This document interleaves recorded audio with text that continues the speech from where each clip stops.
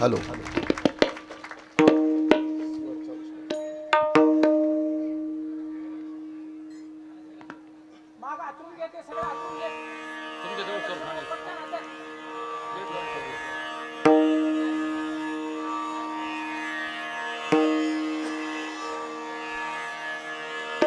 वैष्णव तो जया अवघी देवावरी माया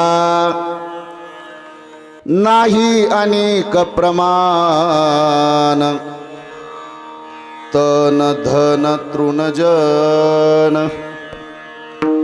वैष्णव तो जया किंवा वैष्णव मनोजया अवघी देवावरी माया नाही अनेक प्रमाण तन धन तृणजन. पडता जड भारी पडता जड भारी नेमा नटळे निर्धारी नाही अनेक प्रमाण तन धन तृणजन. तुका म्हणे याती हो का तयाची भलती नाही अनेक प्रमाण तन धन तृणजन. विठ्ठल विठ्ठल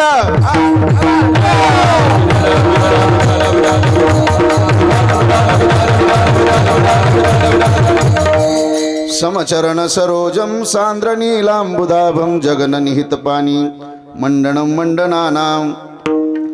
तरुण तुलसी माला कंधरं कंजनेत्रं सदय धवलहासं श्री विठ्ठलं चिंतयामि. येई वो ये रंगा येई वो ये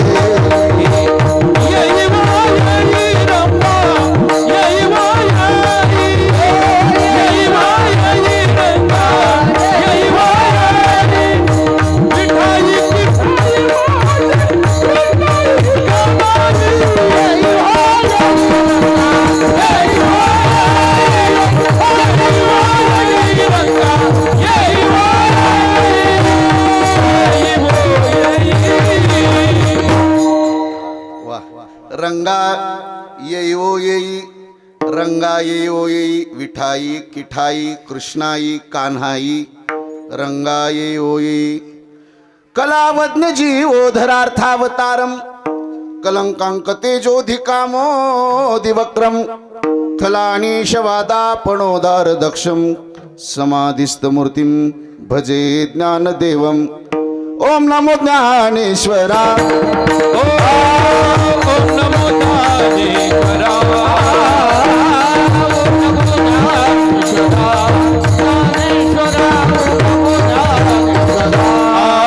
करुणा करा करुणा करा या दयाला करुणा करा दयाला.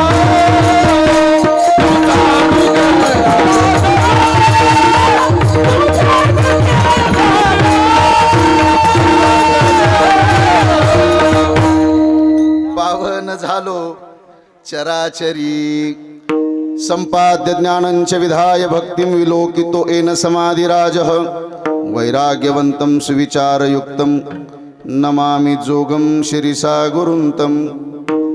मनोजवं मारुततुल्यवेगं जितेन्द्रियं बुद्धिमतां वरिष्ठं वातात्मजं वानरयूतमुख्यं श्रीरामदूतं शरणं प्रपद्ये. हे दुख भंजनी मारुति नंदनी सुन लो मेरी पुकार. मैंने सुंदर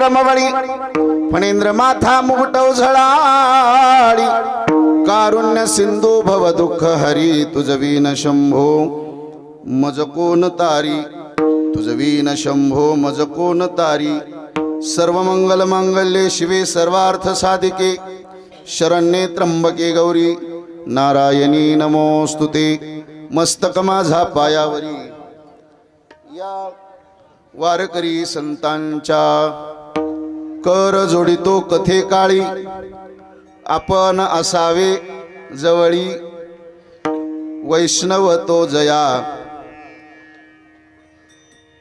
वैष्णव तो जया अवघी देवावरी माया नाही अनिक प्रमाण तन धन तृणजन प्रस्तुत प्राप्त प्रसंगी प्राप्त स्थळी चिंतन रूपी सेवेकरिता अर्थात कीर्तन निरूपणा करता निवडलेला गोड पवित्र आणि प्रासादिक अशा स्वरूपाचा भंग आशुतोष भगवान श्री भैरवनाथांच्या या जगाची जगत जननी विश्वव्यापिनी असणारी जोगेश्वरी मातेच्या या असणाऱ्या पवित्र दरबारामध्ये जी दिव्य अशा स्वरूपाची अक्षर कीर्तन श्रवण सुखा करता हा परमोच्च अशा स्वरूपाचा आनंद आपण सर्वजण अनुभवतोय गाये नाचे उडे आपुलिया छंदे मनाच्या आनंदे आवडीने जो तो आपापला आनंद इथं साजरा करतोय.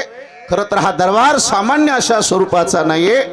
तुमच्या माझ्या जीवनातील ज्या व्यथा आहेत जी संकट आहेत त्या संकटाचं निवारण करणारी देवता ते तुमचं माझं गावचं ग्रामदैवत अधिष्ठान श्री भैरवनाथ भगवाने खरं तर आपल्याही जीवनामध्ये आलेल्या सगळ्या संकटाचं निवारण करण्याची क्षमता ज्या अधिष्ठानामध्ये त्या अर्थात परब्रह्म स्वरूप आशुतोष भगवान भैरवनाथांचा हा पवित्र दरबार. जळती दोषाच्या शुद्ध होती नारी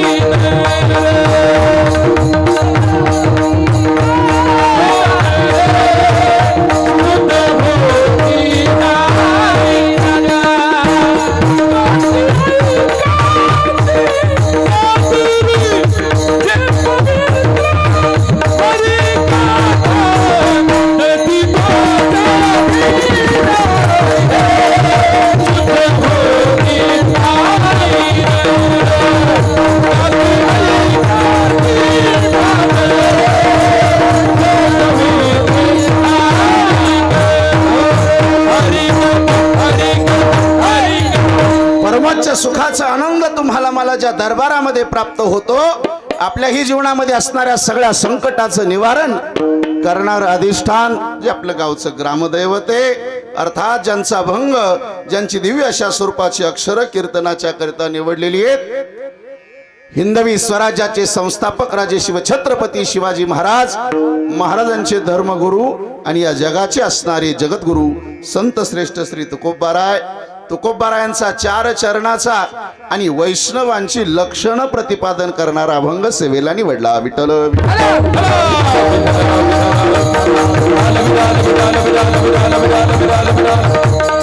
साधकानं प्रश्न विचारला तुकोबारायांना, महाराज आमच्या जीवनामध्ये आम्ही वैष्णव कसा ओळखायचा?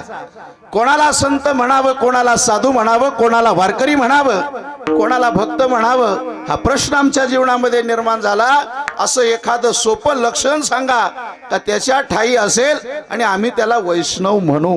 कसा ओळखायचा साधू, कसा ओळखायचा संत, कसा ओळखायचा वैष्णव? तर वैष्णवाची लक्षणं तुकोबारायांनी सांगितली, ऐका. कोणाला म्हणायचं? वैष्णव तो जया अवघी देवावरी माया. ज्याच्या जीवनामध्ये एक अशी भगवान परमात्मा सोडला की जो कोणाचं भजनच करत नाही, हो, ज्याच्या अंतःकरणामध्ये प्राणाच्याही पेक्षा जास्त प्रेम जो देवावरती करतो, महाराज म्हटले तो खरा वैष्णव. वैष्णव तो जया अवघी देवावरी माया नाही अनिक प्रमाण तन धन तृणजन. कोण वैष्णव? जो तनाला किंमत देत नाही. तन म्हणजे काय हो? शरीर. धन म्हणजे काय? ओ धनिक मंडळी बोला, धन म्हणजे काय? तुम्ही नाराज आहेत का? पैसा. जो तनाला किंमत देत नाही, जो धनाला किंमत देत नाही आणि जो जनालाही किंमत देत नाही, ज्याच्या जीवनामध्ये एक भगवान श्री भैरवनाथ, एक धरिला चित्ती आम्ही रखुमाईचा पती, जो परमात्म्याचं भजन करतो, भक्ती करतो, नाम साधना करतो, वारी करतो, तो खरा वैष्णव. महाराज म्हटले मग या बाकी गोष्टींना तो कशाप्रमाणे मानतो? तन धन तृण जन. तृण म्हणजे काय? गवत. तो गवताप्रमाणे मानतो. मग का हो महाराज, संकट जर जीवनामध्ये आलं तर मग शरीर कामा येईल, की लोक कामाला येतील, आपल्या जवळचा असणारा पैसा कामाला येईल? महाराज म्हटले आमचा विश्वास आहे, ज्याचं भजन आम्ही करतो ना, ज्याची सेवा आम्ही करतो, ज्याचा नाम साधना आम्ही करतो, ते भजन केल्याच्या नंतर आमच्याही जीवनामध्ये आलेल्या सगळ्या संकटाचं निवारण करण्याची क्षमता कशात असेल तर ते हे आमचं ग्रामदैवत आहे. पडता जड भारी, किती मोठं संकट येऊ देत, पण त्या संकटामध्ये आमचं रक्षण करणारा कोण असेल तर तो हा भैरवनाथ आहे. पडता जड भारी नेमा नटळे निर्धारी. आम्ही एक करणार.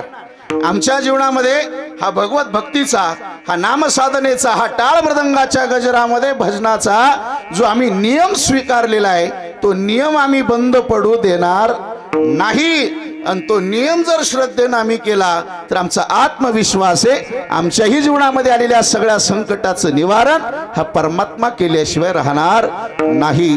नेमा नटळे निर्धारी नाही अनेक प्रमाण, तन धन तृणजन. मग आता तुकोबराय, आम्हाला वैष्णवांची लक्षणं समजली, पण आम्हालाही वैष्णव बनायचंय. मग वैष्णव बनण्याच्या करता काय करावं लागेल? इथं वैष्णव बनण्याकरता कोणा एका विशिष्ट समाजातील, कोणा एका विशिष्ट जाती जमातीतील माणसाला अधिकार आहे का? महाराज म्हटले नाही. इथं कसंही या सकळासी येथे आहे अधिकार. कलियुगी उद्धार हरिनामे. देवाचं भजन करा, नाम साधना करा, वारी करा, भक्ती करा. ओ इथली दिनचर्या सांभाळा. आपण सुद्धा वैष्णव बनल्याशिवाय राहणार नाही. विठ्ठल विठ्ठल.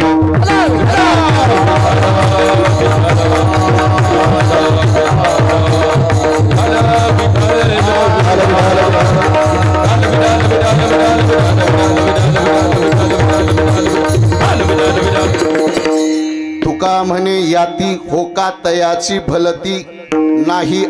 नाव काय हो? तुम्ही नाराज आहेत का माझ्यावर? काय नाव आपल्या संप्रदायाचं? ज्ञानराज महाराज. वारकरी संप्रदाय, ज्या संप्रदायाला परंपरा आहे, ज्या संप्रदायाला इतिहास आहे. काय परंपरा म्हणाल ना तर माऊली महावैष्णव श्री ज्ञानोबारायांनी या संप्रदायाचा पाया रोवलेला आहे. ज्ञानदेवे रचिला पाया, उभारिले देवालया. वारकरी संप्रदाय रूपी मंदिर जे उभे 700-750 वर्षापूर्वी माऊली महावैष्णव ज्ञानोबारायांनी या संप्रदायाचा पाया रोवला. आदि करून सगळ्या संतांचं विशेष अशा स्वरूपाचं योगदान या संप्रदाय करताय. 700-750 वर्ष पूर्ण होत आहेत. आजही या संप्रदायाचा प्रचार प्रसार वाढत चाललाय, एवढा वाढत चाललाय, अजूनही तो कमी व्हायला तयार नाहीये. आणि कोणाचीही हिंमत नाही आपल्या संप्रदायाला धक्का लावण्याची. का तर त्याचा पाया ज्ञानोबार आहे आणि कळस तुकोबार आहेत. विठ्ठल विठ्ठल.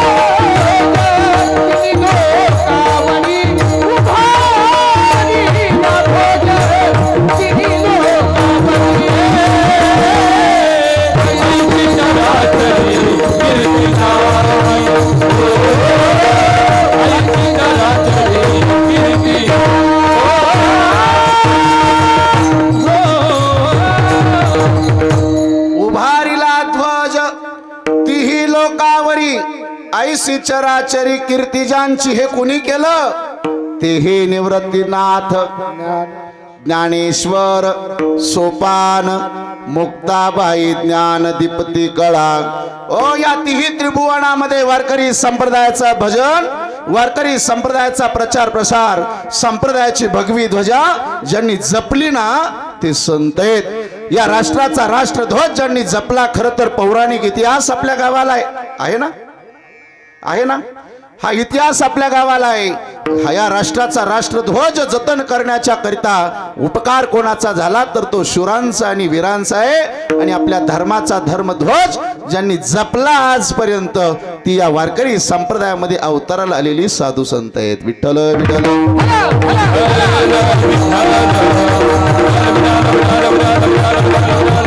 या राष्ट्रध्वजाला जतन करून ठेवण्याच्या करिता शूरांनी वीरांनी आपल्या प्राणाची आहुती दिली, बलिदान दिलं.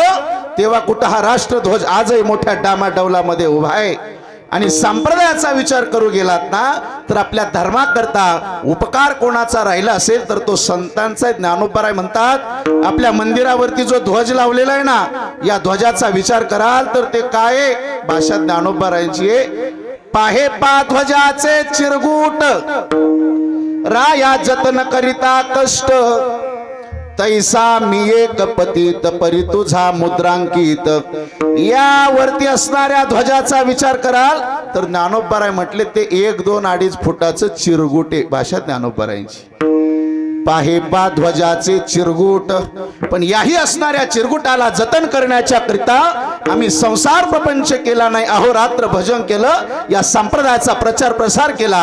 अधपतनाला आड राणाला भरकट चाललेल्या या समाजाला सन्मार्गाला लावण्याच्या करता आम्ही परमार्थ केला, आमच्या जीवनाचा आत्म उद्धार केला. आणि अधपतनाला भरकट चाललेल्या या समाजाला सन्मार्गाला लावण्याचा मार्ग आम्ही दाखवला. तो उपकार या संप्रदाया करता कोणाचा असेल तर तो संतांचा आहे. केले उपकार सांगू मी काय,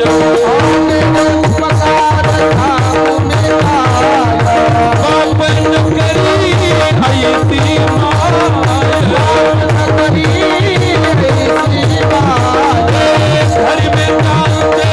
केले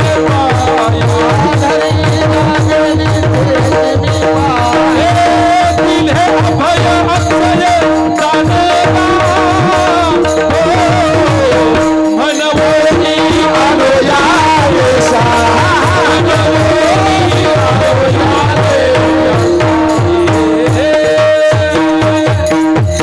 अरे आमच्या जीवनामध्ये केले उपकार सांगू मी काय, बापन करी ऐसे माय. आमच्या जीवनात खऱ्या अर्थानं उपकार कोणाचा ठरला असेल तर तो साधू संतांचा आहे. ऐका, खरं तर हे जग हे विश्व ज्यानं निर्माण केलं तो या विश्वाचा करता करविता निर्माता करतुम अकर्तुम अन्यथा कर्तुम शक्तिवान कोण असेल तर तो भगवान श्री भैरवनाथ आहे. भैरवनाथ म्हणजे हे भोलेनाथाचेच अवतार, बरोबर.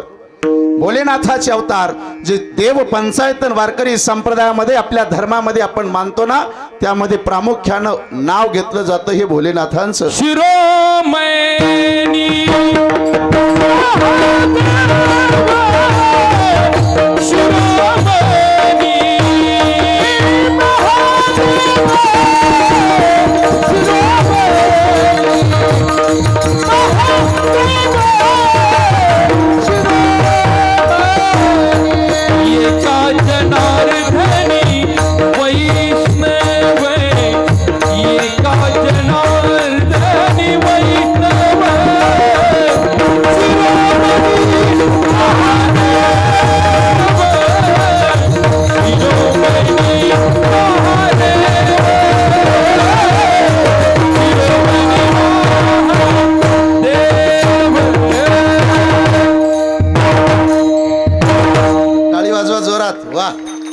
खरं तर वारकरी संप्रदायच मुळात आपला भजनप्रिय संप्रदाय. हा भजनाचा आनंद नाना आपण आयोजित केलेला आहे. का संप्रदायात मी पहिलं सांगितलं आपल्याजवळ पैसा किती मोठा आहे, आपण वक्ता गायक वादक आपण श्रोता, आपल्याजवळ भौतिक श्रीमंती किती आहे, यापेक्षा आपल्याजवळ परमार्थाची अर्थात वारकरी संप्रदायाची भजनाची श्रीमंती किती आहे ना, ती श्रीमंतीलाच आपला संप्रदाय मान सन्मान देतो. लखन शेठ, बरोबर. ऐका, जर आपल्याजवळ जर एक नित्य भैरवनाथाचं भजन नसेल, नित्य दर्शन नसेल तर आपल्याजवळ भौतिक किती का श्रीमंती असे ना, माफ करा मला पण तुकोबाराय म्हणतात आगी लागो तया.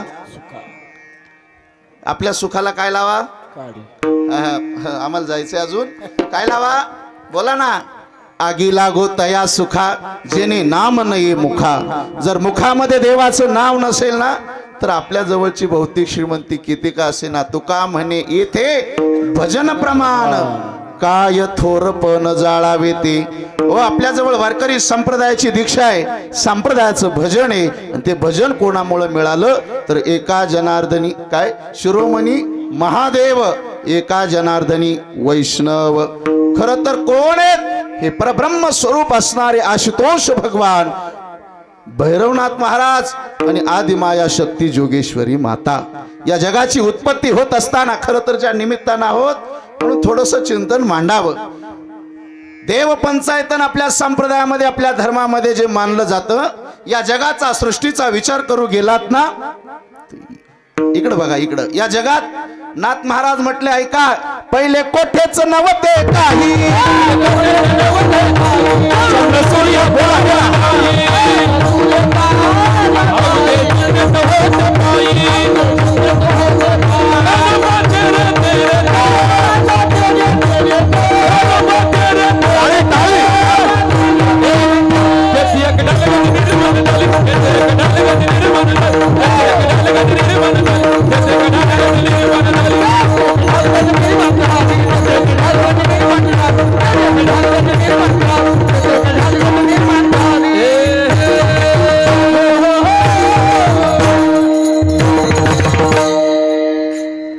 गोपाल महाराज मला तुमच्या सोबत नाचूशी वाटतंय पण समारोपात नक्की.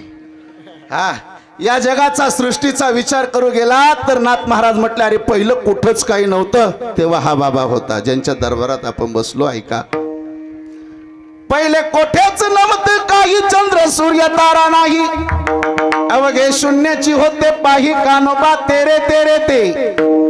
तेथे एक ढालगज निर्माण झाली, तिने पहा एवढी ख्याती केली, इंद्रादिकास म्हणे बाहुली, अमरपुरी तिची घरकुली.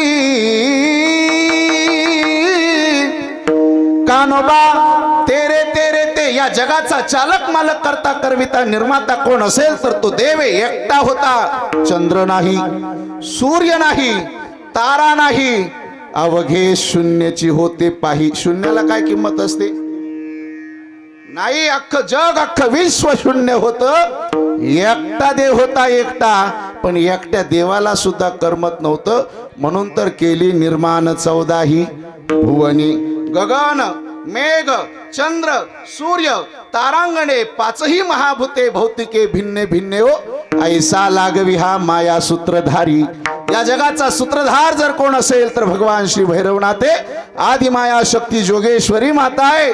खरं तर ज्यांच्या दरबारामध्ये आपण ही सेवा करत आहोत ना, हा उपकार तुमच्या माझ्या जीवनात कोणाचा असेल का ज्या आदिमाया शक्तीनं, ज्या भगवान परमात्म्यानं या जगाची सृष्टीची निर्मिती केली, या सृष्टीमध्ये आपण जन्माला आलात आणि आपणही भोग प्रधान योनीत नाही तर आपण ज्ञान प्रधान योनीत जन्माला आला. विठ्ठल विठ्ठल.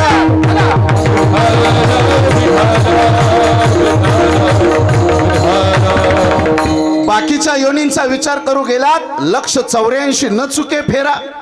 गणित नाही जी दातारा, 84 लाख योनीचा फेरा आपण सगळ्यांनी फेडलेला. सगळ्या योनीमध्ये आपण फिरत फिरत आलो. 83,99,999 योनी या सगळ्या भोग प्रदाने एकच योनी आहे जिला म्हणतात मनुष्य योनी. ती योनी मात्र ज्ञान प्रदान आहे आणि आपण त्या योनीत जन्माला आलात. तो उपकार कोणाचा असेल तर तो उपकार देवाचा आहे. विठ्ठल विठ्ठल.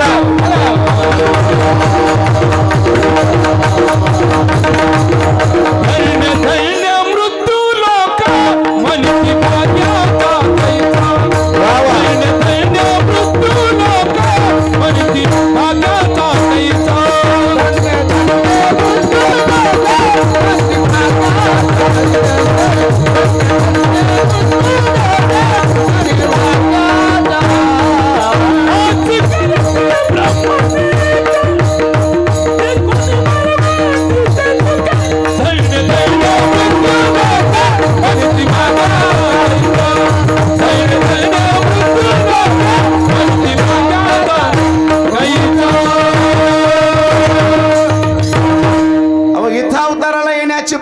भाविकांनी विचार केला, पण त्यांना सुद्धा इथं जन्म मिळाला नाहीये. तो जन्म आपल्याला या मृत्यू लोकामध्ये मिळाला. पशु काय पाप पुण्य जाणती, उत्तम मध्यम भोग भोगिती. या भोग प्रधान योनीत आपण जन्माला आलेला नाहीयेत. आपण ज्ञान प्रधान योनीत जन्माला आला, माणूस म्हणून जन्माला आला, आपण वारकरी म्हणून जन्माला आला. पण आता ऐका, अलीकडच्या काळात हल्लीच्या या बिघडलेल्या जमान्यामध्ये, अविचाराच्या वाढलेल्या मोठ्या प्रदूषणामध्ये नीती काय, धर्म काय, सदाचार काय, विवेक काय, संप्रदाय काय, थोरा मोठ्या माणसांच्या विषय अंतकरणातली श्रद्धा काय, प्रचंड वाढत चाललेल्या व्यसनाधीनता आपण आपल्या डोळ्यानं पाहतोय. आणि येणाऱ्या काळात आपण आपल्या डोळ्यानं जी पाहतोय ते उदाहरणं अगदी 2-4 दिवसापूर्वी मालेगावला घडलेली घटना, अन्याय, अत्याचार, बलात्कार.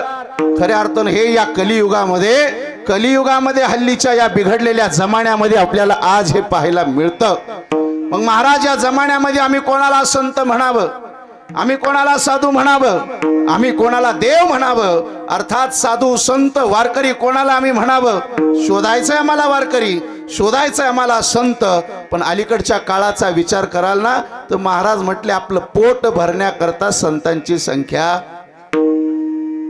पोटासाठी संत झाले कलित बहुत, उदर भरावया नाही असू नाही माया.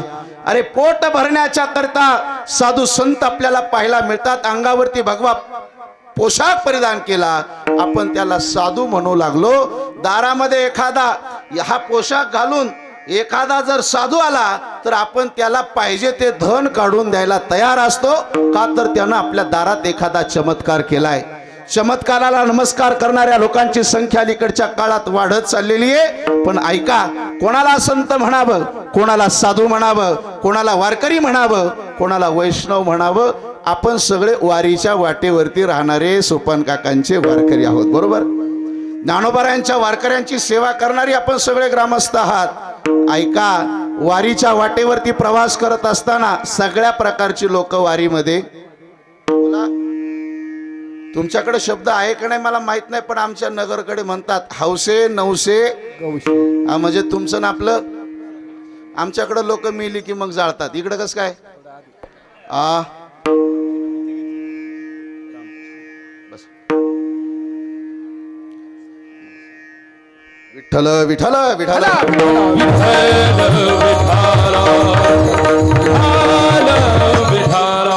सगळ्या प्रकारची लोक आपल्याला वारीमध्ये पाहायला मिळतात. इकडे बघा, आता इकडे बघा, थोडा वेळ आपल्याकडं वारीमध्ये भजन करणारे वारकरीही असतात आणि त्याच वारकऱ्यांचे खिसे कापणारे, त्यांना काय म्हणतात, चोरही असतात.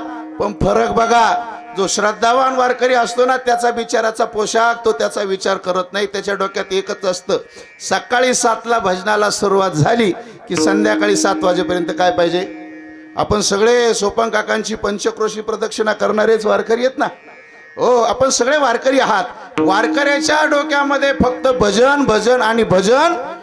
आणि जो चोर असतो त्यानंही वारकऱ्याचाच पोशाख परिधान केलेला असतो. माझी भाऊ, त्यानंही वारकऱ्याचाच पोशाख परिधान केला, पण तो वारकरी नाहीये, तो भजन करत नाही. त्याचं लक्ष असतं कोणाकडे किती पैसे आहेत. मग वाळवंटामध्ये एकदा पंढरपूरला गेलो आपण, स्नानाला जातो आणि तो मागे काय करतो, संकेत महाराज, तो चोऱ्या करतो. आणि एखाद्यानं चोरी पकडली तर लोक म्हणतात तो वारकरी कोण आहे. आता तुम्ही मला सांगा, वारकरी चोर का चोरानं वारकऱ्याचा पोशाख घातला?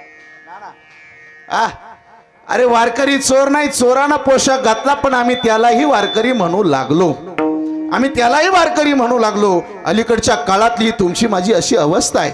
उस डोंगा परी रस नोहे डोंगा, काय भुलला शिवरली या रंगा. वरच्या रंगाला पाहून जर आम्ही भुलू लागलो ना, आत्म उद्धार कशानं होणारे, ती आत्मचर्चा, भगवत भक्ती, नाम साधन आपल्या अंतकरणामध्ये जर भरलेली असेल ना, तर आपल्याला तो वैष्णव दिसल्याशिवाय राहणार नाही. मग तुकोबारांकडे काही साधक गेले, म्हटले महाराज आम्हाला अशी काही लक्षणं सांगा का आम्हाला वारकरी समजेल, आम्हाला संत समजतील, आम्हाला वैष्णव समजेल. असं सोपं एखादं लक्षण सांगा. तुकोबारायांनी ते लक्षण अभंगाच्या पहिल्याच्या, वैष्णव तुझा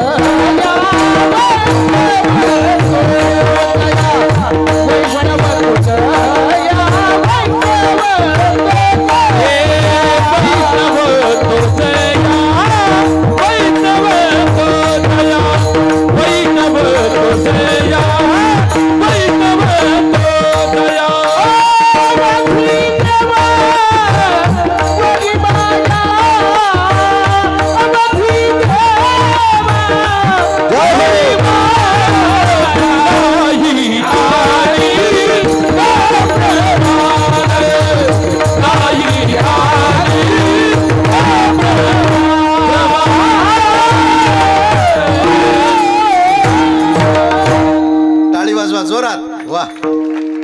वैष्णव तो जया. कोणाला वैष्णव म्हणायचं? अवघी देवावरी माया. आपण सगळी ग्रामस्थ आपल्या अंतकरणामध्ये प्रेम आहे, सद्भावना आहे भगवान भैरवनाथाच्या विषयी, त्याला म्हणा वैष्णव.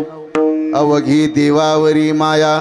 जो प्राणाच्याही पेक्षा जास्त देवावरती प्रेम करतो, स्वतःच्या जीवनामध्ये देवाविना ज्यानं कधी कोणाचं भजन सुद्धा जीवनामध्ये केलेलं नाही ना, बोलण्याची नाही आता देवाविना काही. जे बोलायचंय ते देवाचं बोलू ऐसा बोल, जेने बोले विठ्ठल डोले. जे बोलायचंय ते देवाचं बोला. तुकोबाराय आज तुमच्या माझ्या समोर वैष्णवांची लक्षणं प्रतिपादन करत असताना खऱ्या अर्थानं महाराज म्हटले आम्ही त्या पदापर्यंत जाऊन पोहोचलो. वैष्णव जन को तेने कहिए थी पीड़ पराई जाने रे पर निंदान करे पर उपकार करे पर निंदान करे पर उपकार करे मन अभिमान आए रे वैष्णव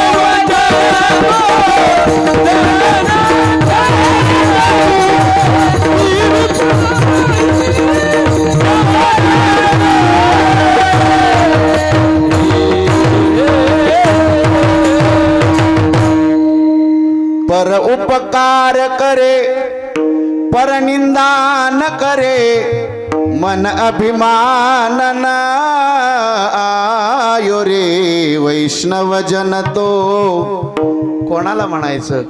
तेने कहिए रे जो पीड पराई जाने रे. तो जो दुसऱ्याचं दुःख जाणतो तो खरा वैष्णव. आणि आड राणाला भरकटत चाललेल्या या समाजाला सन्मार्गाला लावण्याच्या करिता इथं अवतारी पुरुष म्हणून जे महात्मे जन्माला आले ना, त्यांना म्हणतात वैष्णव. विठ्ठल विठ्ठल.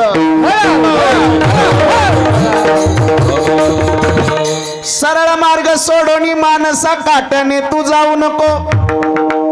ज्या संगतीने दुर्गुण वाढे संगत त्याची धरू नको. हे संसारामध्ये ऐटा पुल्या तू उगाच भटकत फिरू नको. हे मी केले ते मी केले गर्वाने तू बोलू नको. हा आत्म उद्धाराचा उपदेश तुम्हाला मला तुमच्या माझ्या जीवनात ज्यांनी केला ना ते संत आहेत. आड राणाला अधपतनाला भरकटत चाललेला हा जो समाज आहे, या समाजाला सन्मार्गाला लावण्याच्या करता आम्ही वैकुंठवासी आलो याची कारणासी. बोलिले जे ऋषी साच भावे वर्ताया अवतार तुम्हा उद्धरया जन जड जीवा. आम्हाला जडाचा उद्धार करायचा आहे, आम्हाला या जनाचा उद्धार करायचा आहे, आम्हाला जीवाचा उद्धार करायचा आहे. आणि तो उद्धार इथं आल्याच्या नंतर संतांनी केला. पैकी नाव कोणाचं म्हणाल तर माऊली महावैष्णव ज्ञानोबाराय. ज्ञानोबारायांनी जडाचाही उद्धार केला. 1400 वर्ष जगलेले योगीराज चांगदेव महाराज ज्या वेळेला या भावंडांना भेटायला आले, माऊली महावैष्णव ज्ञानोबाराय, निवृत्तीनाथ दादा, सोपान काका आणि आदिशक्ती मुक्ताई खरं तर भेटायला येत होते योगीराज चांगदेव महाराज. पण येत असताना जे वाहन होतं नाना काय होतं? वाह, जिवंत वाघावर आणि हातामध्ये चाबूक होता. कशाचा? हा, आपण नुसता पाहिला तरी साप. ऐका, खरं तर अशा अवस्थेमध्ये योगीराज चांगदेव महाराज 1400 वर्षाचं आयुष्य ज्यांना मिळालेलं आहे ते भेटायला येत होते. आणि एखादा मोठा व्यक्ती जर येत असेल, जसं आपण शेठजींना घ्यायला आता गेलात बरोबर ना, जसं त्यांना घ्यायला गेलात तसंच आहे. कुलाचार्य एखादा मोठा व्यक्ती येत असेल तर आपण सामोरं गेलं पाहिजे. मग जर योगीराज चांगदेव महाराज येत आहेत तर आपणही सामोरं जावं. ते समजलं ते जिवंत वाघावर आलेत, हातामध्ये चाबुके, साप आहे साप. ऐका, मग आपणही भेटायला जायचं. कसं जायचं? वाहन काहीच नव्हतं, जड असणाऱ्या भिंतीवरती बसलेले होते ना, आज्ञा दिली त्या भिंतीला, चालविली जड भिंती हरिली ताकयाती भ्रांती. चालविली जड भिंती हरिली ताकयाती भ्रांती. मोक्ष मार्गी ताकद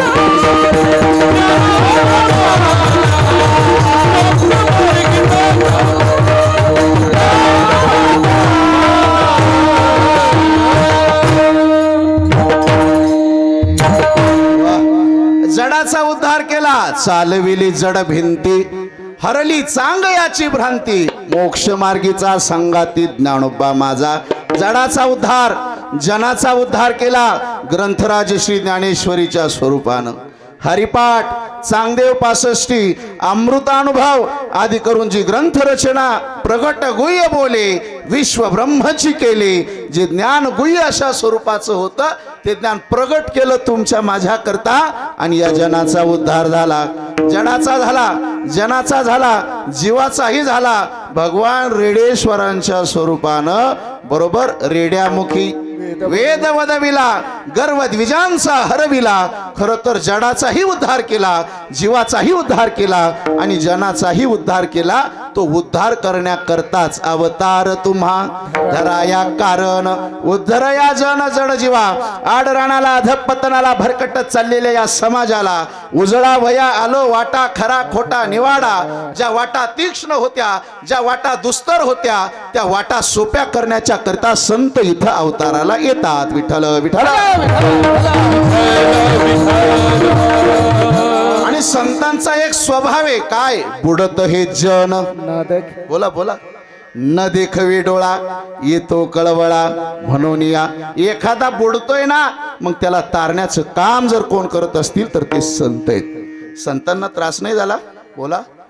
आपल्याला त्रास नाही एवढा त्रास संतांना झाला. पण संतत्वापर्यंत संत पदापर्यंत जाऊन पोहोचले का तर तो सहनही केला.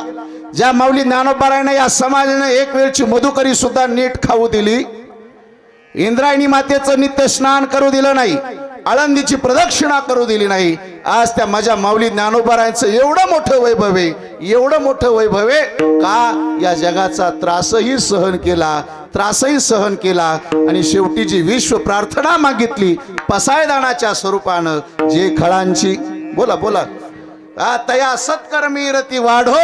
खऱ्या अर्थानं हे सामर्थ्य कोणामध्ये असेल ना तर ते सामर्थ्य आहे फक्त संतांमध्ये. मृद सभाय नवीनी जैसे सज्जनाचे चित्त, ज्याची अपंगिता नाही, ज्याची अपंगिता नाही,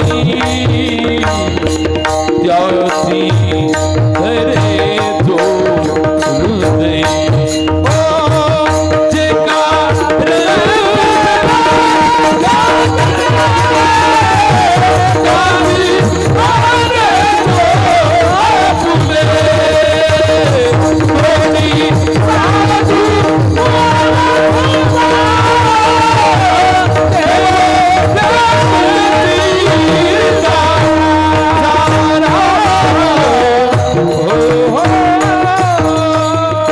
जगानं दिलेला त्रासही सहन केला केला.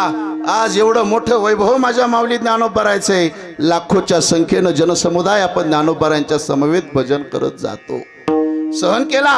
परंतु आड राणाला अधपतनाला जो बुडतोय ना त्याला तारण्याचं काम कोण करत असतात ते संत असतात. काय झालं एक दृष्टांत सांगतो. एक साधू महाराज रस्त्याच्या कडेनं प्रवास करत होते. एक तळ लागलं आणि ते तळ्याच्या कडेनं जात असताना त्यांनी एक प्रसंग पाहिला. त्या तळ्याच्या पाण्यामध्ये एक विंचू त्या पाण्यात बुडत होता.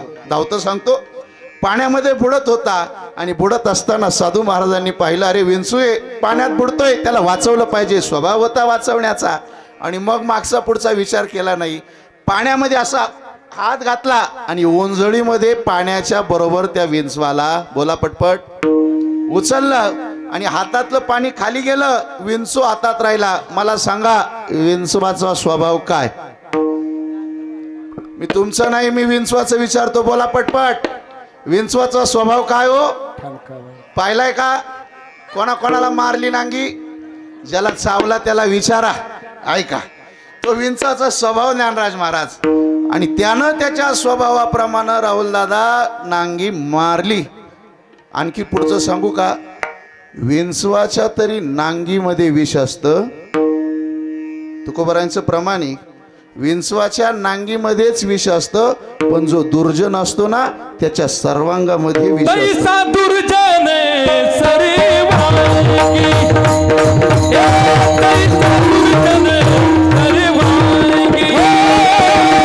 तैसा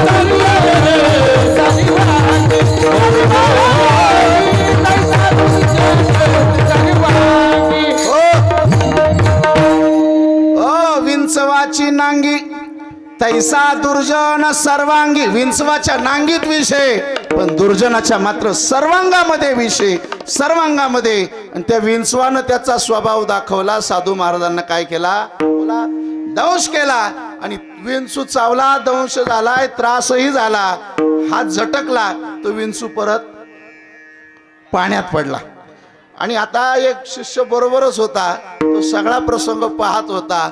साधू महाराजांना त्रास झाला, 10-5 मिनिटं गेले आणि 8:30ला जवळजवळ 25 मिनिटं बाकी होते. म्हणून साधू महाराजांनी परत त्या विंचवाला पाण्यातनं वरती उचलला आणि परत बाहेर टाकणार तेवढ्यात त्यानं परत काय केला? दंश केला. परत त्रास झाला, तो पाण्यात टाकला. असं करता करता 10-5 वेळा झालं आणि त्या शिष्यानं बोलायला सुरुवात केली. महाराज एक सांगू आपल्याला, अहो तुम्हाला वाटतंय त्याला वाचवावं, पण तुम्ही त्याला वाचवत असताना तो तुम्हाला दंश करतोय आणि तो परत पाण्यात पडतोय, बुडतोय. त्याला मरायचं असेल तर मरू दे ना, एकदाच मरत असेल तर. साधू महाराज म्हटले, अरे असं नाही, असं नाही, ऐक ऐक, त्याचा स्वभाव आहे दंश करण्याचा. एकदा नाही, दोनदा नाही, 4दा नाही, 10 वेळा दंश केला तरी चालेल. तो जर त्याचा स्वभाव सोडत नसेल तर मी माझा त्याला वाचवण्याचा स्वभाव का सोडायचा? महाराज म्हटले, यालाच म्हणतात बुडत हे जन न देखवे डोळा, येतो कळवळा म्हणून या. ही तर खरी वैष्णवांची लक्षण आहे. आडराणाला भरकटत चाललेल्या या समाजाला सण मार्गाला लावण्याच्या करिता इथं जे संत येत असतात, या जगातले सगळ्यात मोठे वैष्णव जर कोण असतील तर ते वैष्णव आहेत ज्ञानोबा राय. ज्ञानदेव वैष्णव मोठा, विठ्ठल नामे मुक्त पेठा, ज्ञानदान घडे श्रेष्ठा, वैकुंठ वाटा संत गेले. या जगातले सगळ्यात मोठे वैष्णव कोण असतील तर ते माऊली ज्ञानोबा राय. एक काळ असा ज्ञानोबा रायांच्या जीवनामध्ये त्यांनी अनुभवला. या पदापर्यंत जाऊन पोहोचले ना, एक काळ असा होता का हीच लोक इंद्रायणी मातेचं स्नानही करू देत नव्हती, मधुकरी मागू देत नव्हती. हो, संन्यासाची कार्टी म्हणून ज्यांना हिणवलं जात होतं आळंदी क्षेत्रामध्ये, सिद्धेश्वराचं दर्शन घेता येत नव्हतं. आणि अशा अवस्थेमध्ये आमच्या मुलांना मान सन्मान प्राप्त व्हावा याकरता या जगाच्या पाठीवरती असे आई वडील झाले, विठ्ठलपंत आणि रुक्मिणी माता, का ज्यांनी देहांत प्रायश्चित्त स्वीकारलं. कोणाकरता? आपल्या या लेकरांकरता. आणि आज म्हणाल तर एवढा मान, एवढा सन्मान का मिळाला असेल? का मिळाला असेल तर त्यांनी अहोरात्र भजन केलंय, परमार्थ केला. आपल्या जीवनामध्ये एक देव जर सोडला तर दुसरं कोणाचं भजन सुद्धा केलेलं नाहीये. ज्ञानोबा म्हटले, देवा सांगू तुला मी किती प्रेम करतो तुझ्यावरती, सांगू तुला, अरे माझ्या प्राणाच्याही पेक्षा जास्त प्रेम मी कोणावरती केलं असेल तर ते देवा मी तुझ्यावर केलंय. जीवेची या जीवा, प्रेम भावाची या भावा, तुझ वाचूनी केशवा अनुनावडे. हे तुझी अनवाही नगा देवराया, बहु आवडसी जीवा पासून या. ए देवा, अरे प्राणाच्या पेक्षा मी जर कोणावरती प्रेम केलेलं असेल तर ते देवा तुझ्यावरती केलंय. शपथ घेतो देवा तुझी. वैष्णव पदापर्यंत पोहोचले ज्ञानोबा राय, परंतु प्रेम देवावरती एवढं केलं ना, विश्वास नसेल ना देवा तुला तर तुझी शपथ घेतो मी, तुझी आन वाहीन गा देवराया. किती आवडतो रे, बहु आवडसी जीवापासून या. कानडिया विठोबा कानडिया, बहु आवडसी जीवा पासून या. खरं तर ही तर खरी वैष्णवांची लक्षण आहे. तुकोबाराय म्हटली, वैष्णव तो जया, अवघी देवावरी माया. जो देवावरती विशेष अशा स्वरूपाचं प्रेम करतो ना, तो खरा वैष्णव आहे. महाभारतातला एक प्रसंग आहे, सर्वांना माहिती आहे, अगदी थोड्या वेळात सांगतो, 2-5 मिनिटांमध्ये ऐका.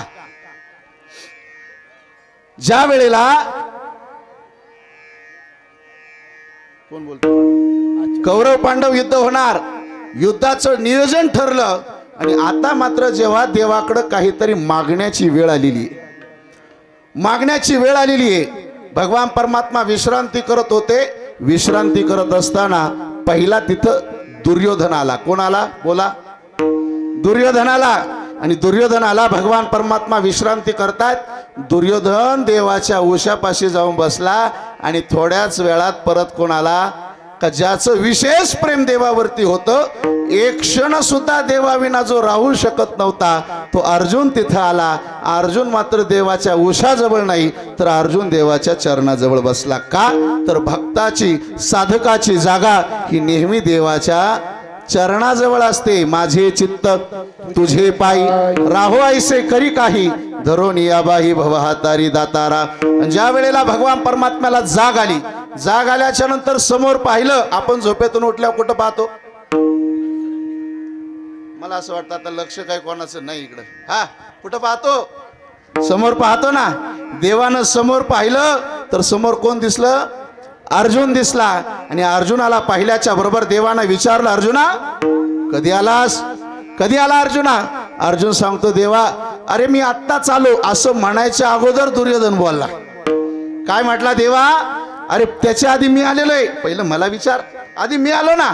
पण आता हे दोघं कशासाठी आले हे देवाला चांगलं माहिती होतं. देवाने एका वाक्यात सांगितलं, अर्जुना, दुर्योधना, तुम्ही दोघंही माझ्याकडे मागण्यासाठी आलेला आहेत. युद्ध ठरलेलं आहे, युद्धाचा प्रसंग जवळ आलेला आहे. तुम्ही दोघेही माझ्याकडे मागत असताना ऐका, एका बाजूला मी आहे आणि एका बाजूला माझं चतुरस्र असणारं सैन्य. बोला काय पाहिजे? आता दुर्योधन होता तो. दुर्योधनानं कधीच कुठलीच क्रिया स्वतःच्या मनानं केलेली. महिला मंडळ, आपल्याकडे एक शब्द आहे, जो दुसऱ्याचं ऐकतो त्याला काय म्हणतात? इकडं आहे का मला माहित नाही, पण आमच्याकडे त्याला आबा दुसर बुद्ध्या म्हणतात.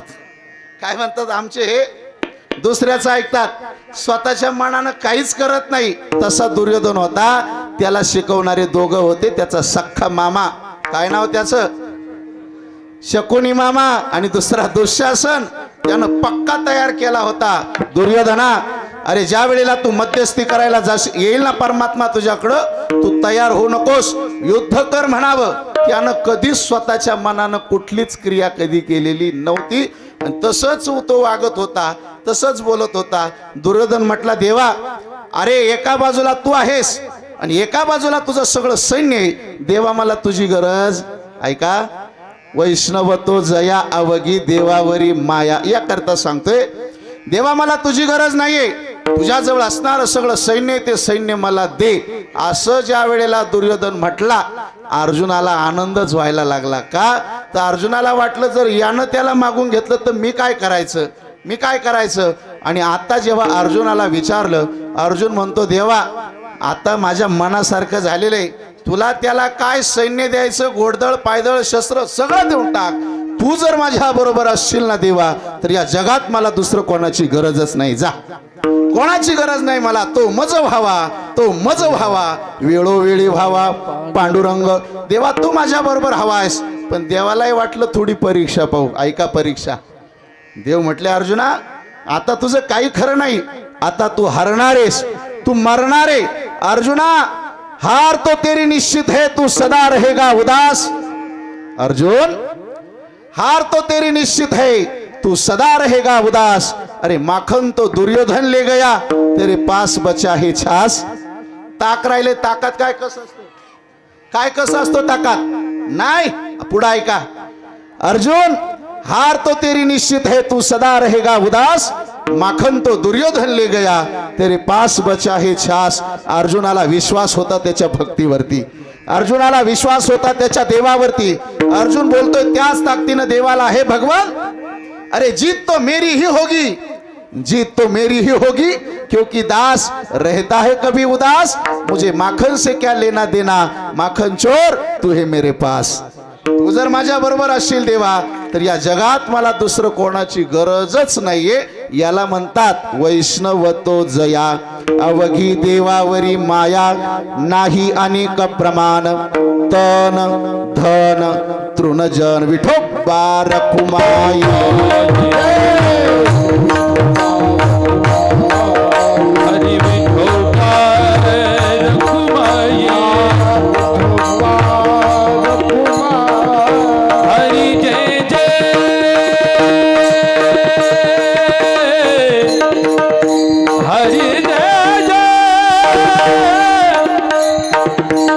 जय हरी जय हरी जय हरी जय हरी जय हरी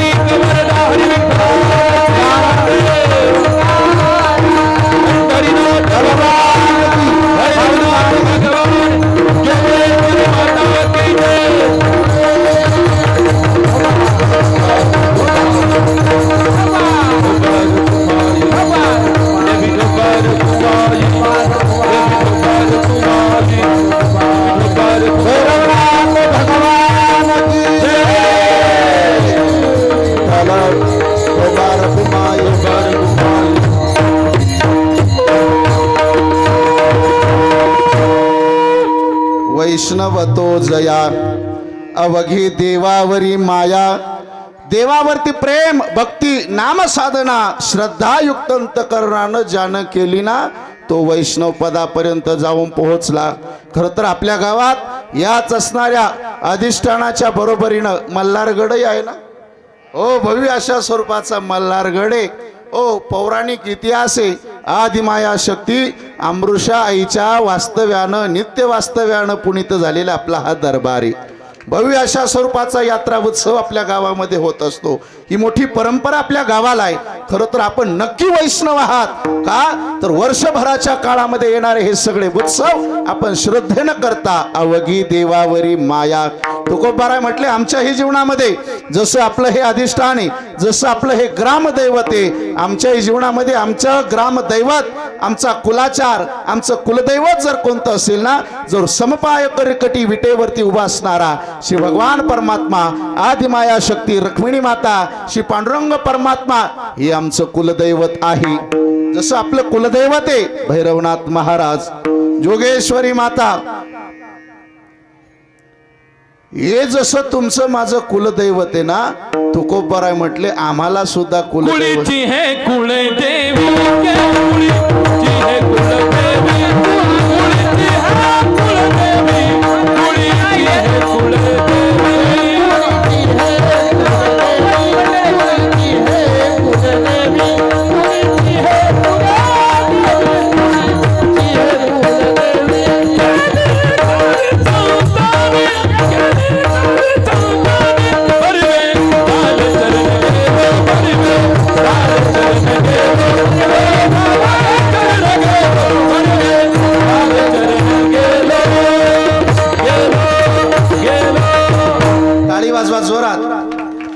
तर गोपाळ महाराजांनी दिलेली सूचना आहे मला मी 8:30लाच थांबणार असं आपलं ठरलंय पण ते अजून 10-15 मिनिटं वाढवायचे अशी सूचना आहे.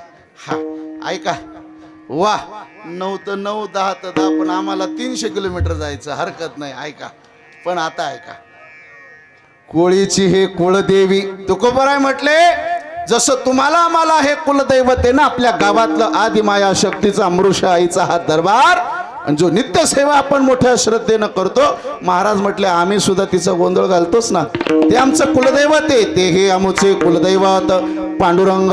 आता मला सांगा आता रंगला आहे का इकडे बघा आपल्या घरामध्ये जर एखादा मंगलविधी संपन्न झाला मी थोडासा धावतं का घेत होतो आपल्यामुळं लांबायला नको कसं असते मानसिकता पण आपली परवानगी असेल तर मग काय टेन्शन नाही. आता ऐका हा महाराज म्हटले जसं आपण आपल्या घरामध्ये एखादा मंगलविधी संपन्न झाल्याच्या नंतर आपल्या कुलदैवतेचा गोंधळ घालतो ना घालता का नाही ओ घालता का नाही जागर गोंधळ जसं आपण आपल्या कुलदैवतेचा गोंधळ घालतो तसं समपाय करकटी विटेवरती उभं असणार आमचं हे कुलदैवत आहे ना या कुलदैवतेचा अर्थात अमृषा आईचा सुद्धा आम्ही गोंधळ घालतो. कधी आषाढी कार्तिकी तुझ्या गोंधळाची दाटी हो आषाढी कार्तिकी तुझ्या गोंधळाची दाटी हो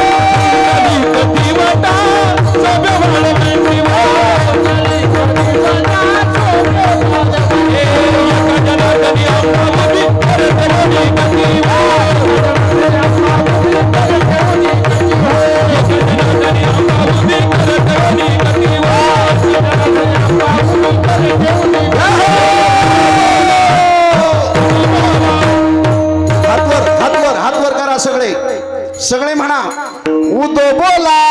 बोला जेवण खूप छान आहे बरं का, पंगत आहे ना. हे उदो बोला. उद्या बोला वा पंच पक्वान्नाची पंगत आहे. एकदा बोठाने उदोकार करा. उदो बोला. तुमचा आवाज येत नाही. संपू का कीर्तन? महिला मंडळ उदो बोला. आणि भांडायला लागल्यावर केवढा आवाज येतो बरं. उदो बोला उदो बोला उदो बोला सबाई राहुरीचा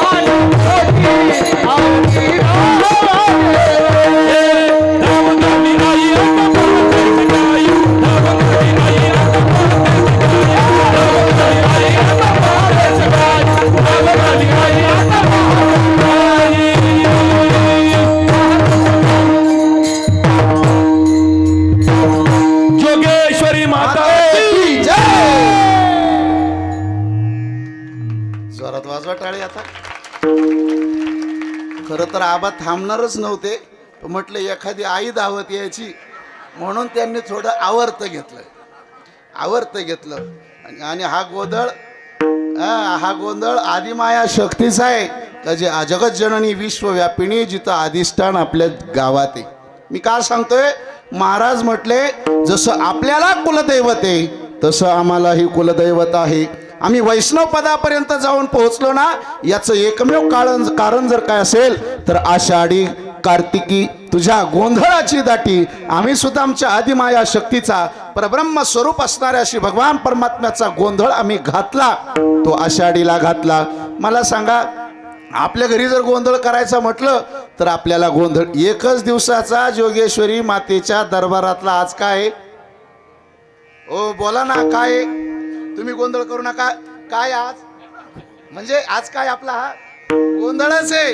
आणि एक दिवसाचा गोंधळ तर ग्रामस्थांची किती धावपळ आहे.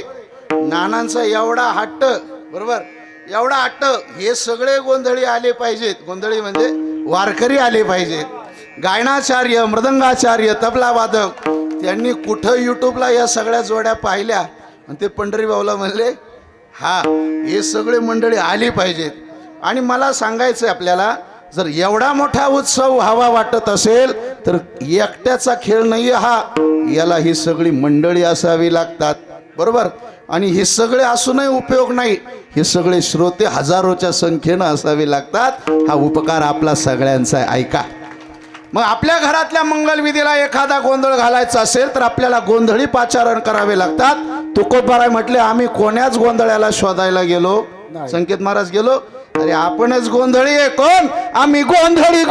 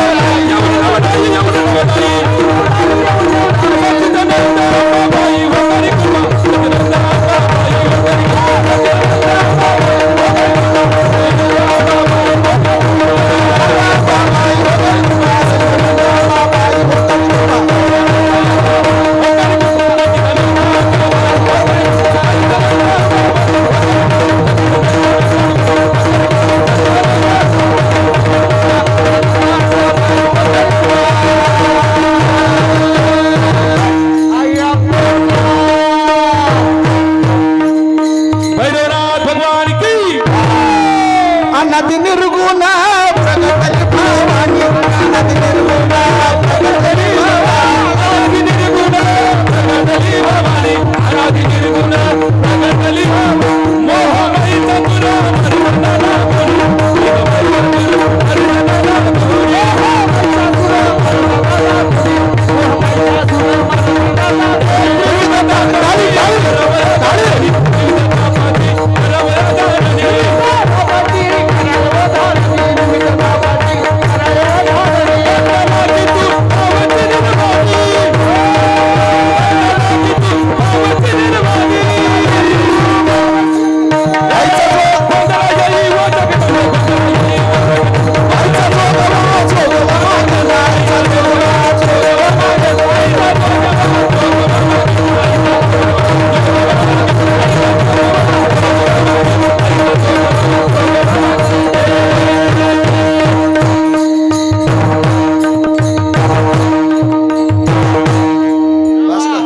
गोंधळ. अरे संपले. ऐका, हा हा आबा भैरवी शेवटी म्हणणार ना, मग ऐका आता.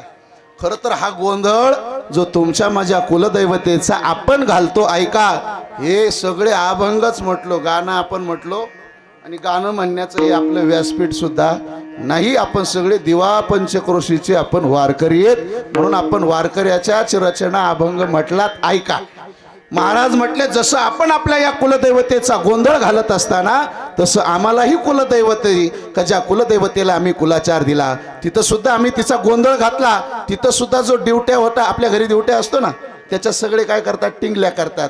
तिथला दिवट्या कोण, पुंडलिक देवटा शोभे वाळवंटी हो, आणि देवी एका जनार्दनी अंबा उभी करक ठेवणी हो. ऐका, खर तर या आदिमाया शक्तीचा गोंधळ आपण जसा घालतो, महाराज म्हटले आम्ही सुद्धा घातला. भजन केलं, श्रद्धेनं केलं, सद्भावनेनं केलं, म्हणून तर आम्ही सुद्धा वैष्णव पदापर्यंत जाऊन पोहोचलो. महाराज म्हटले आपल्यालाही जर वैष्णव शोधायचं असेल, अवघी देवावरी माया, देवावरती प्रेम, श्रद्धा, सद्भावना जर प्राणाच्याही पेक्षा जास्त असेल ना, तर आपण वैष्णव पदापर्यंत जाऊन पोहोचणार. आता ऐका, 4 प्रकार आहेत. अधम वैष्णव, अधमाधम वैष्णव, मध्यम वैष्णव आणि उत्तम वैष्णव. यातला एकच मला उत्तम वैष्णव आपल्या समोर मांडायचा आहे. उत्तम वैष्णव कोणाला म्हणतात, की जो प्राणाच्याही पेक्षा जास्त प्रेम देवावर करतो तो. सीता मातेचा शोध घ्यायला जायचं होतं, आणि ज्या वेळेला जबाबदारी दिली हनुमंतरायावरती जबाबदारी दिली, हनुमंता सीता मातेचा शोध घेण्यासाठी तुम्हाला जायचंय. हनुमंतरायाने सांगितलं, प्रभू ज्या मातेचा शोध घेण्याकरता मला जायचंय, त्या सीता मातेला मी अजून कधी पाहिलेलं नाही. आता ऐका वैष्णवाची लक्षणं. त्या आदिमाया शक्तीला, सीता मातेला मी अजून कधी पाहिलेलं नाही, अशी एखादी ओळख सांगा, एखादी खूण सांगा, का त्या खुणेद्वारा मी सीता मातेपर्यंत जाऊन पोहोचेल. त्यावेळेला प्रभू सांगू लागले, हनुमंता ऐक, ज्या ठिकाणी माझी सीता वास्तव्यात असेल ना, तेथील राक्षस राम म्हणत असतील, कर्म पाहता राक्षसी, मनुष्याचा आहार आम्हासी, भेटी होता जानकीसी, निज कर्मासी विसरली. ओ तेथील राक्षस राम म्हणत असतील. एवढंच नाही, ज्या ठिकाणी माझी सीता वास्तव्यात असेल ना, तिथले झाडे वेली सुद्धा राम म्हणत असतील. यापेक्षा सांगू अर्जुना, हनुमंता, अरे सीतेकडून येणारा जो वारा आहे ना, वारा, तो सुद्धा राम नामाचा ध्वनी घेऊन येत असेल. याला म्हणतात उत्तम वैष्णव. विठ्ठल विठ्ठल.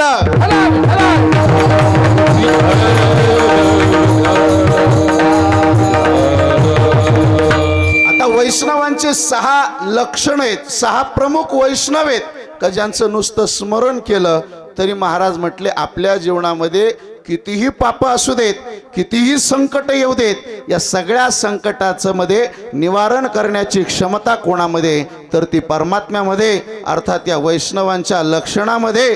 ती लक्षण तुकोबारायांनी अभंगाच्या 2ऱ्या चरणात दिले. ए नाही आणि प्रमाण नाही आणि प्रमाण नाही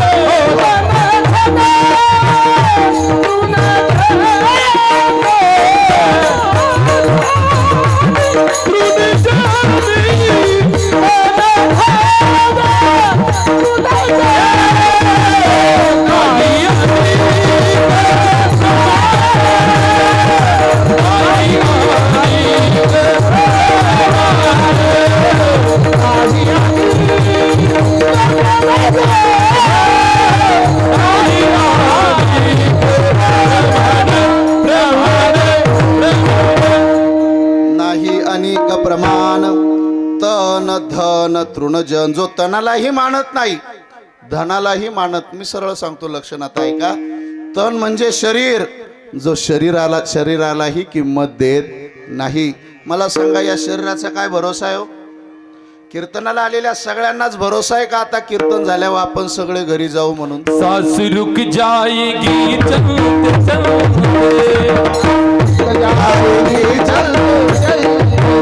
शम्मा बुझ जाएगी जलते जलते, दम निकल जाएगा,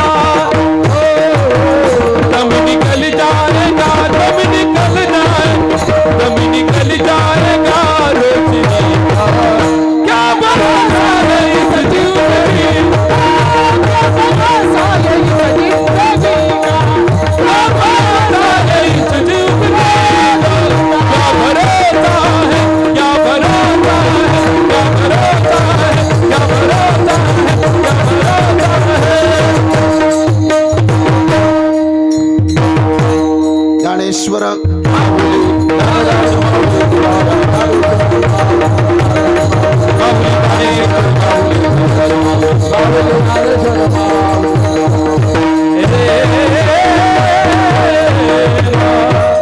दोन मिनिटं मी फक्त भजन केलंय तुमची धावपळ पाहून. अजून मला समारोप 2 मिनिटात करायचा. बरं, भैरवी होणार आहे ना? ऐका, बोलू नका. नाही अनेक प्रमाण तन धन तृणजन. महाराज म्हटले, तो तनालाही किंमत देत नाही, तो धनालाही किंमत देत नाही. हो, धन मिळविले कोट्यान कोटी, संगे न ये रे लंगोटी सुद्धा सोबत नेण्याचं सामर्थ्य तुमच्या माझ्या जवळ नाहीये. म्हणून तनाला किंमत देत नाही, धनाला किंमत देत नाही. आणि आता जनाचा विचार कराल ना, तर जन हे सुखाचे, दिल्या घेतल्याचे, अंत हे काळीचे नाही कोणी. प्रत्येक जण स्वार्थापुरता विचार करतो तुमच्या माझ्यासह. आपला अंतकाळीचा सोयरा एकच आहे. तुका म्हणे विठूधरा, समपाय करकटी विटेवरती उभा असणारा श्री विठ्ठल परमात्मा जो आहे ना, तोच तुमच्या माझ्या जीवनात, तुमच्या माझ्या मानव जन्माच्या सार्थकतेचा उपदेश करणारा जर कोण असेल, आपली जन्माची सार्थकता करणारा, तो परमात्मा आहे. म्हणून महाराज म्हटले, जे वैष्णव असतात तनाला किंमत देत नाही, धनाला देत नाही, जनालाही किंमत देत नाही. मग संकट आलं तर पडता जड भारी, नेमा नटळे निर्धारी. किती संकट येऊ देत, पण आम्ही हा उत्सव बंद करणार नाही. खरा जो नियम आम्ही आमच्या जीवनामध्ये स्वीकारलाय, तोच नियम आम्ही श्रद्धेनं करू. बरं महाराज, आता आम्हाला पटलं, संपवा एकदाचं. आम्हाला सांगा, आम्हालाही वैष्णव बनायचंय. मग वैष्णव बनण्याकरता कोण्या एका विशिष्ट माणसाला इथं अधिकार आहे का? नाही. सकळांशी येथे आहे अधिकार. कलियुगी उद्धार हरिनामी. यारे यारे लहान थोर, याते भलते नारी नर, करावा विचार न लगे चिंता कवनाची. शेवटचं वाक्य सांगतो, वैष्णव बनायचं असेल तर कसाही आला तरी इथं चालतो. इथं कसाही या किंवा कसाही या, पण इथं येऊन भजन करा, तुळशी माळ ग्रहण करा. ओ वारकरी संप्रदायाची तत्व सांभाळा. आपण सुद्धा वैष्णव बांधल्याशिवाय राहणार नाही. अभंगाचं शेवटचं. तुका मैने याती, तुका मैने याती, तुका मैने याती, तुका मैने याते, तुका म्हणे याते, तुका म्हणे याते, तुका म्हणे याते, तुका म्हणे याते. हो का तया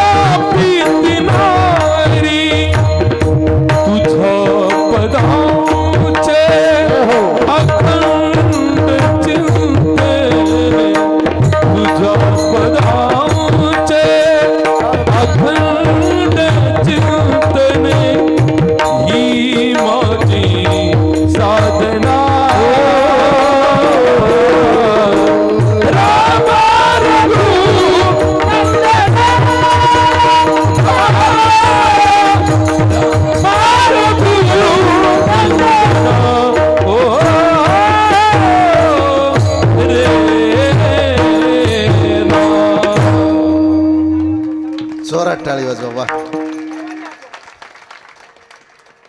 खरं तर हा आनंद परमोच्च अशा स्वरूपाचा आहे की जो आपल्याला प्राप्त झाला, मोठ्या भाग्यानं झाला आणि मोठ्या श्रद्धेनं आपण हा एक दिवसीय उत्सव, एवढी संख्या आहे, सगळ्यांना भोजन प्रसादही मिळाला पाहिजे म्हणून या अनुषंगानं वा जागा नाही राहिली. एकदा जोरदार स्वतः करता टाळी वाजवा.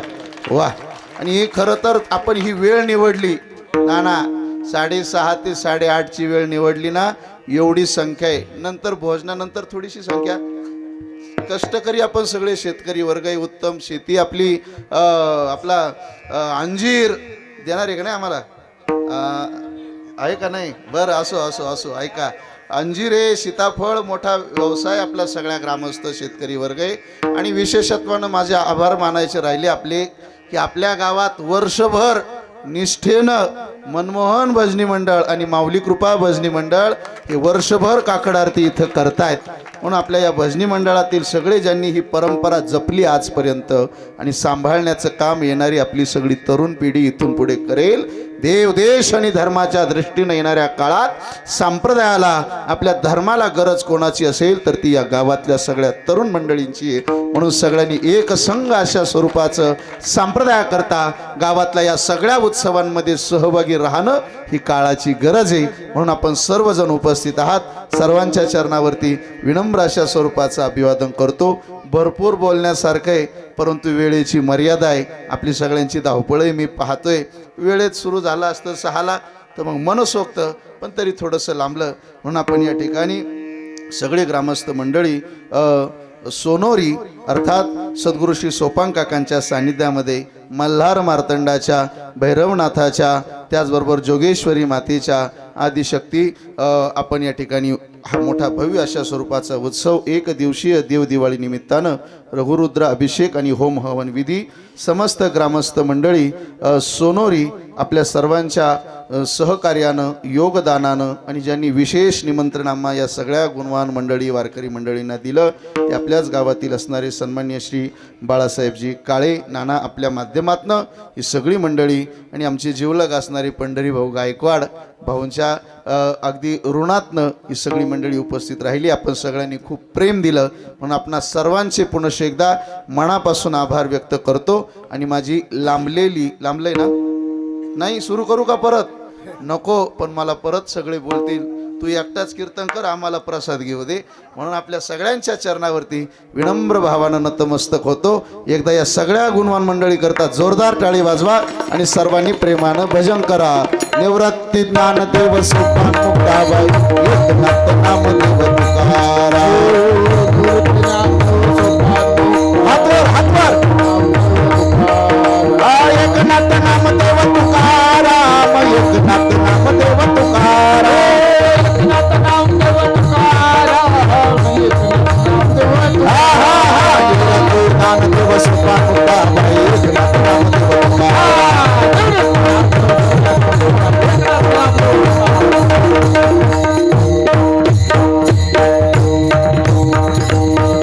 पुनश्च एकदा सगळ्या ग्रामस्थांच्या चरणावरती विनम्र नतमस्तक होतो. खरं तर आज विशेष उपस्थिती आमच्या पंढरीबाबांची जी व्याही आहे, भीमाजी शेठ कामठे, आमचे राहुलदादा, लखन शेठ, ही सगळी वडकीकर मंडळी खूप प्रेम देतात. अनेक वेळेला इकडं जे प्रवचन कीर्तनाच्या माध्यमातून येणं होतं म्हणून आपण सर्व पाहुणे उपस्थित आहात. सर्वांना मनापासून धन्यवाद. सेवेला पूर्ण विराम. विठ्ठल जय जय.